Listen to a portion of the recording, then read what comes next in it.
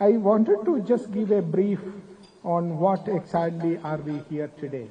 Honorable members of Parliament are visiting Japan. As I said, they came yesterday. You, as diplomatic colleagues, are aware of a gruesome attack that happened on India in Jammu and Kashmir, the Union Territory of Jammu and Kashmir, in Pahalgam on April 22nd. It is just over a month now. Today is May 23rd, so we have 1 month back this happened. 26 innocent tourists were attacked and killed in Jammu and Kashmir. 25 Indians and 1 Nepali citizen. Why? As you all know, peace had returned to Jammu and Kashmir.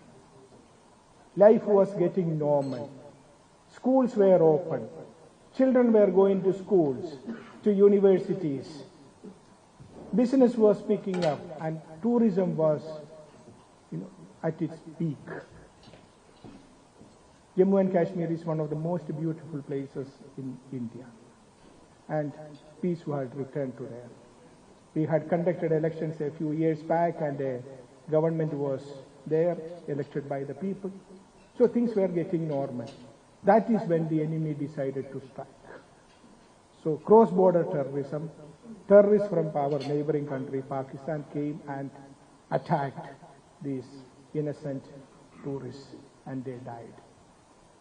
Government of India, our Prime Minister gave, we immediately understood what happened and we gave time for Pakistan to take action against the terrorists who committed this crime. Nothing happened. So on May 7th, India decided to attack, punish the terrorists who have committed this gruesome crime. And we attacked 9 terror headquarters in Pakistan-occupied Kashmir and in Pakistan, punishing the terrorists.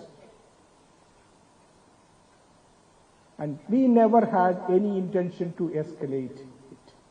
It was escalated by Pakistan on April 22nd when they attacked our innocent civilians. That was the escalation. But when we decided to punish the terrorists, we struck these 9 terror headquarters and punished the terrorists. But then it was precise, it was measured, it was not intended to escalate. We said that. But Pakistan decided to escalate it. They started attacking us, we retaliated. It reached a stage on May 10th, after their many bases were destroyed. Pakistan pleaded for peace. They requested the Director General of Military Operations of Pakistani Army, telephoned the Director General of Military Operations of India and requested, please stop this. And then we suspended the operations and there is a ceasefire. But it was a clear message that India has zero tolerance for terrorism. We will punish terrorists. We will go to any extent to punish the terrorists. The whole nation came together. The entire country.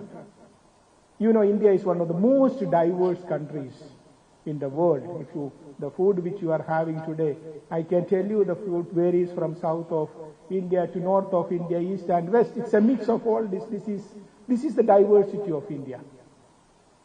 India is a country where 4 religions were born. Hinduism, Buddhism, Jainism and Sikhism, 4 religions. India has every other religion in the world. India has Jewish population, which can be dated back to 2,500 years. Christianity reached India immediately after the resurrection of Jesus Christ. Saint Thomas, one of the disciples of Jesus Christ, came to India in 52 Common Era, immediately after the resurrection of Jesus Christ. And since then continued to live there, flourish there. Today India has 40 million Christians, much bigger than the population of many countries.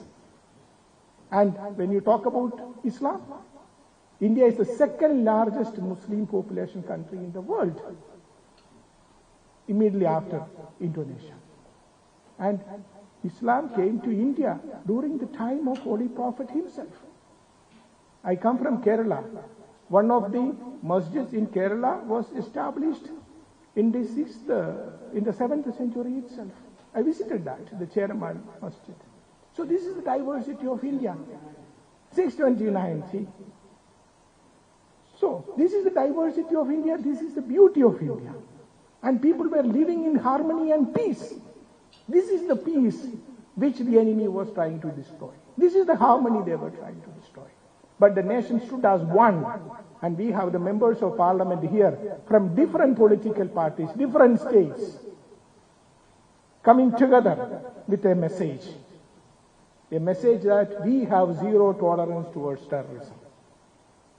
And Honorable Member of the Parliament, Sri Sanjay Kumar Jha, will explain to you, brief you on what we have done and why, what they have done here, and what is our position on this. But let me tell you this. Our Prime Minister on May 12th addressed the nation. May 12th addressed the nation in a message and said, we have punished the terrorists. And the message from now on is this: we have zero tolerance towards terrorism. Blood and water cannot flow together. Terror and trade cannot happen together. And that is the message we are here. When it comes to fight against terrorism, there is no neutral position. You are either in the fight against terrorism or you are supporting terrorism. There is no midway. That is the message. So I welcome honorable members of parliament. I know it has been very hectic for you. My apologies, it has been very hectic. I know last night they left at around 11 o'clock and now today at 7 o'clock they were here. So I welcome them, and of course I welcome my diplomatic colleagues who have, despite early morning, have decided to come to us and join us. So I welcome both sides, and I request now Honorable Sanjay Kumar Jha to come and address you. I have kept a folder on the table for each one of you. It has my Prime Minister's address of May 12th, and also the all documents related to the press briefings our government has done in the last few days and also a few pictures we have kept on the table. These are some of the scenes of the gruesome event which happened. As I mentioned, these were innocent civilians, but they, just married couples. This is one such picture you can see. A newlywed girl sitting next to the body of a slaughtered innocent victim. These we have kept a few more. These were their marriage photos, which would send shock waves when you see it. Imagine what is left for them. I also have kept a few other pictures. There was an attack on the Indian Parliament. Again, cross-border terrorism. I have kept a photograph of that. So another one we have, again, that Parliament attack. Our members of Parliament are here. Many of them were part of the Parliament. I'm sure that His Excellency Mr. Salman Khurshid was. Yes, see that. I told you, His Excellency has a great experience personally in dealing with terrorism, so he remembers the days. Now, this photograph, nobody can remember. The Mumbai attacks, 2008, there was a victim from Japan too in this. So, Japan, so no country is escaping the reach of terrorism. And interesting part, all this is linked one way or other to the Pakistan. In this particular case, we were able to arrest one of the Pakistani terrorists who actually committed this murder, and he confessed that he was. All the details were available, and I don't know whether you remember this photograph. This is Pearl Daniel. In fact, the terrorist who him was murdered in this attack which India took on that. And this is that terrorist. But I want to show you this photograph. This shows the funeral of a terrorist. He was given a state funeral by the Pakistani government. A terrorist killed in this May 7th terror, retaliation by India when India was punishing the terrorists. The funeral had this photograph, it explains. He is given a state funeral with the presence of political leaders, in the presence of terrorists, but the army establishment was there in big numbers. This explains everything.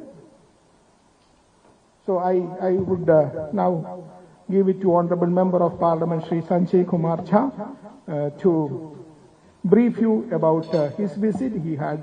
They had good meetings yesterday, met the Foreign Minister, History Vaya, met in the Parliament, had meetings with Mr. Suga, who was the former Prime Minister of Japan. So today again a series of meetings are set. So I once again thank the members of Parliament and the ambassadors and the diplomats who have joined us.